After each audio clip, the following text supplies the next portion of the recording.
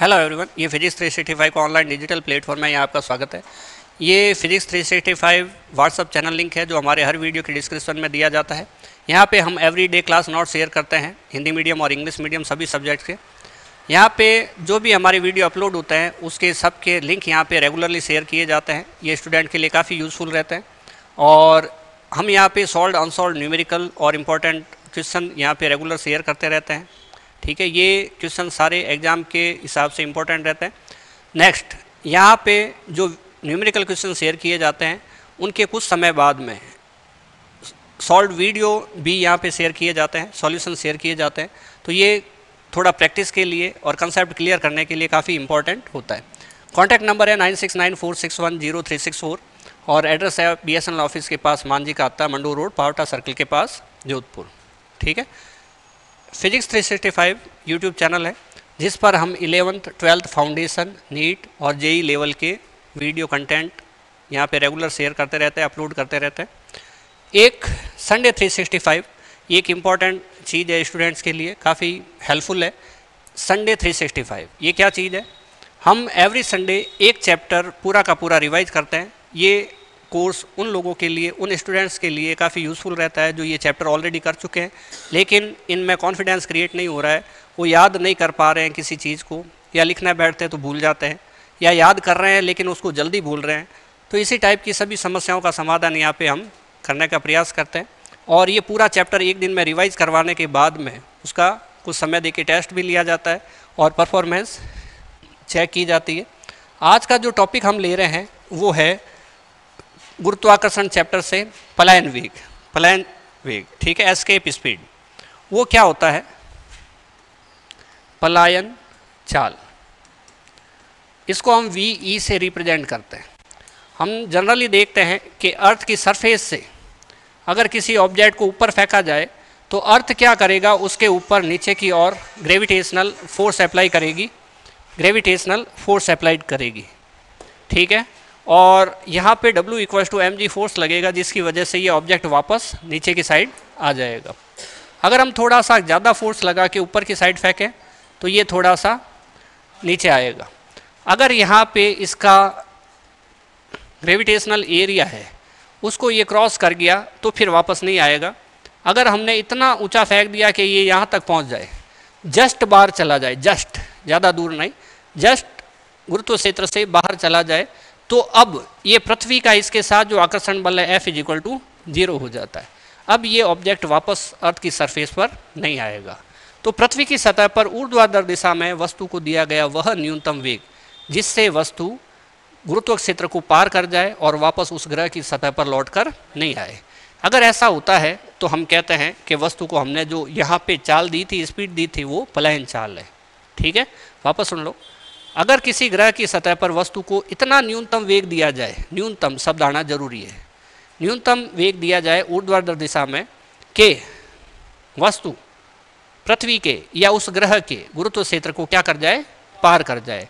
गुरुत्व क्षेत्र पार करते ही पृथ्वी का गुरुत्वाकर्षण खत्म, बल 0, और फिर वो वस्तु वापस कभी नहीं आएगी। जब वापस वस्तु कभी नहीं आएगी तो हमने वस्तु को सतह पर क्या दिया, पलायन वेग दिया। क्या दिया? VE। यहाँ पे गतिज ऊर्जा होगी 12 mv² स्क्वायर। ठीक है, और ये गतिज ऊर्जा, ठीक है, यहाँ पे स्थितिज ऊर्जा भी होगी, स्थितिज ऊर्जा होगी कि -Gm/r। सरफेस पे अगर है तो R लिख दो, और अनंत पे ऊर्जा कितनी होती है? 0 होती है।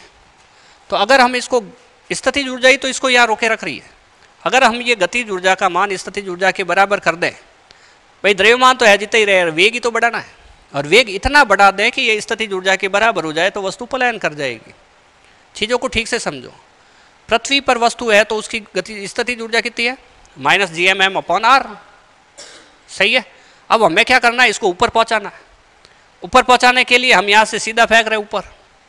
अगर हम इसका वेग बढ़ाएंगे तो गतिज ऊर्जा बढ़ेगी। गतिज ऊर्जा का मान इतना कर देना है कि ये स्थितिज ऊर्जा यहाँ पहुँचते पहुँचते 0 हो जाए, क्योंकि यहाँ पे स्थितिज ऊर्जा की वैल्यू क्या होती है?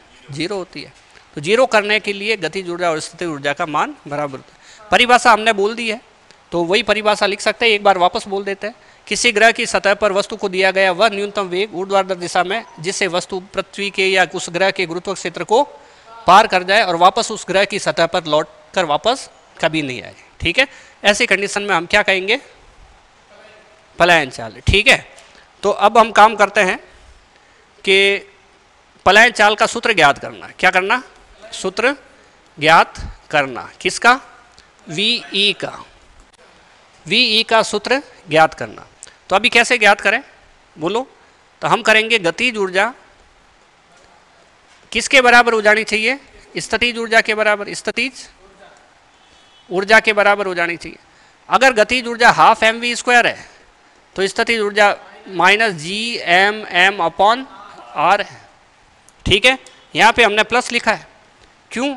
कि यहाँ पे दोनों ऊर्जाओं का योग 0 रहना चाहिए। होना ऐसा चाहिए kinetic energy plus potential energy is equal to 0 होना चाहिए। तो इधर माइनस आएगा और उधर जाएगा तो क्या हो जाएगा? प्लस हो जाएगा। मतलब हम केवल मैग्नीट्यूड ले रहे हैं, संख्यात्मक मान ले रहे हैं, परिमाण ले रहे हैं, दिशा की बात नहीं कर रहे। ठीक है, माइनस चिन्ह है जो आकर्षण बताता है। और पलायन चाल को प्रदर्शित करने के लिए यहाँ पे E लगा देते हैं। ये चीज़ें हाथों हाथ याद हो जाए। ठीक है, जरूरी है। M से M कट गया। VE बराबर बोलो क्या होगा? 2gm/r। ठीक है, और अगर वर्गमूल लिया तो क्या हो गया? VE बराबर √2gm/r। हमें पता है कैपिटल G क्या चीज है? क्या चीज है? कैपिटल G बराबर सार्वत्रिक गुरुत्व नियतांक। M बराबर पृथ्वी का द्रव्यमान और R बराबर पृथ्वी की त्रिज्या। ठीक है, अब हमें यहाँ पे ऑब्जेक्ट जिस वस्तु को फेंका जा रहा है उसका द्रव्यमान छोटा m नहीं दिख रहा है क्योंकि वो कट गया था। तो सीधी सी बात है, पलायन चाल का मान किस पर निर्भर नहीं करता? जो कट गया उस पर निर्भर नहीं करता। किसके द्रव्यमान पे? ग्रह के द्रव्यमान पे नहीं, वस्तु के द्रव्यमान पे। ग्रह का तो है ना ये पृथ्वी का। ठीक है, वस्तु के द्रव्यमान पर निर्भर नहीं करता जिसको फेंका जाता है। तो अब ये जो है और आगे लेते हैं तो VE इज इक्वल टू क्या हो गया हमारे पास? √gm/r। इसको वापस लिख दिया हमने और √ यहाँ पे 2 भी है, 2gr² लिख सकते हैं क्या? चूंकि gm is equal to gr²। आज ही किया हमने G और G में संबंध। ठीक है, तो VE इज इक्वल टू आ गया, देखो एक R से R कट गया, 2gr। ठीक है, तो ये हमारे पास दूसरा फॉर्मूला आ गया। ठीक है ना, तो VE इज इक्वल टू, ये समीकरण नंबर 2 दे दे, 1 दे दो और ये 2 दे दिया। अभी हम क्या करें? VE बराबर √2 इंटू 9.8 इंटू पृथ्वी की त्रिज्या 6400 किलोमीटर। किलोमीटर को मीटर में चेंज करेंगे तो 1000 से गुणा करना पड़ेगा। ये वैल्यू हमारे पास आ जाएगी 11200 अप्रॉक्स आएगी 200 मीटर पर सेकेंड।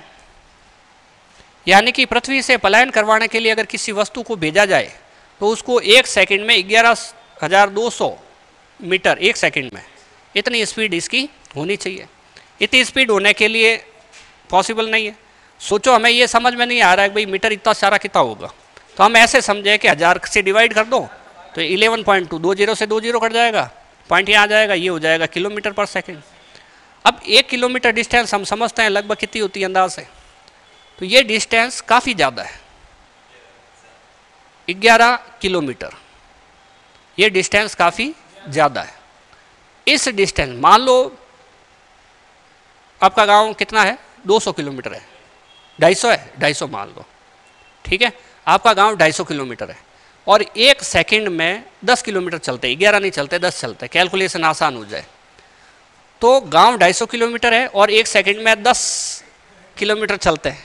तो सोच को देखो, यहाँ पे आप 25 सेकंड में पहुँच जाओगे, 25 सेकंड में, सही है कि नहीं? तो सोच लो कि ये स्पीड कितनी भयंकर है।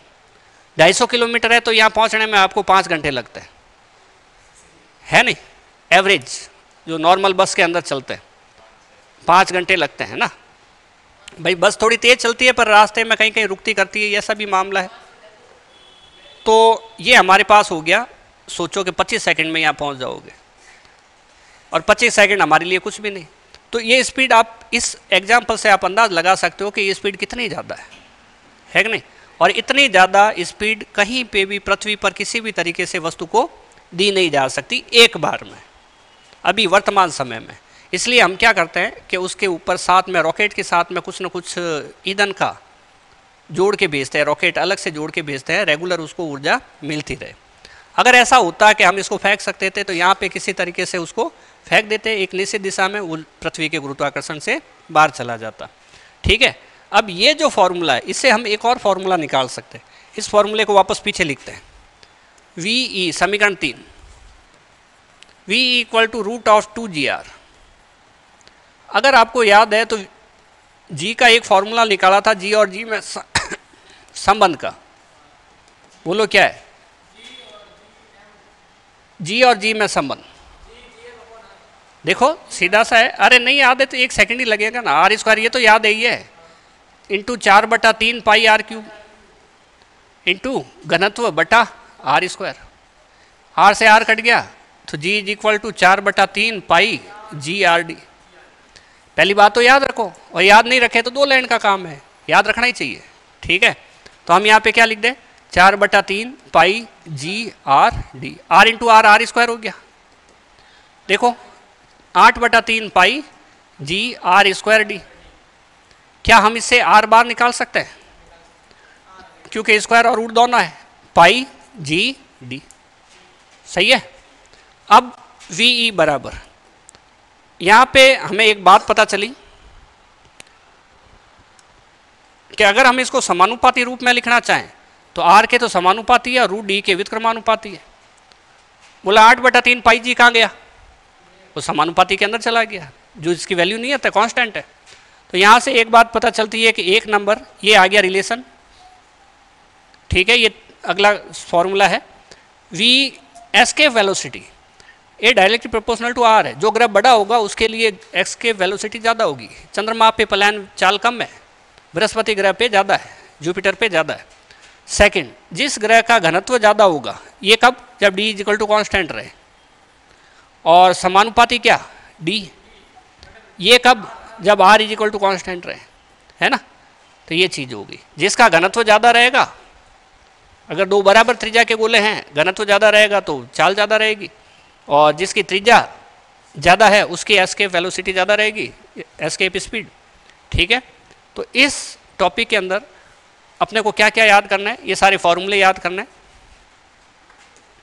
G की जो वैल्यू है 9.8 मीटर पर सेकेंड स्क्वायर होती है, और इसको ग्रेविटेशनल एक्सेलरेशन कहते हैं, गुरुत्व त्वरण कहते हैं। ठीक है, और ये कैपिटल G है जो 6.67 इंटू 10⁻⁻11 न्यूटन पर kg का स्क्वायर।